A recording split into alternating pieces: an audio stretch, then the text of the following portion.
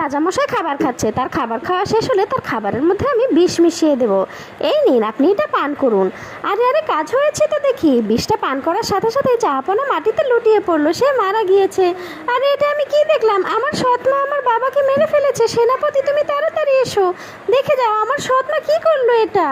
আমার কোনো দোষ নেই, দেখে যাও, আমি নতুন রূপে এসেছি। আমি আর সেনাপতি এখন এক হয়ে গিয়েছি। এ কি কাণ্ড! ওরা তো দেখি আমাদের বিপক্ষে। সেনাপতি, আমাকে ছেড়ে দাও, আমাকে আটকে রেখো না, দয়া করে আমাকে ছেড়ে দাও, আমাকে জেলখানায় আটকে রেখো না।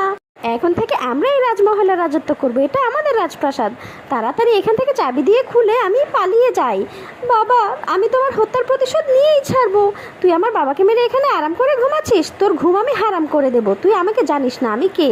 আমি অনেক বড় পালোয়ান এবং যোদ্ধা হব।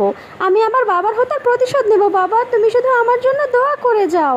এখন থেকে আমাকে অনেক প্র্যাকটিস করতে হবে, আর প্র্যাকটিস করার পর আমি ধীরে ধীরে বড় একজন যোদ্ধা হয়ে যাব। বন্ধুরা, ভিডিওটি ভালো লাগলে অবশ্যই আমার চ্যানেলটি সাবস্ক্রাইব করবে আর লাইক কমেন্ট শেয়ার করতে কিন্তু ভুলবে না।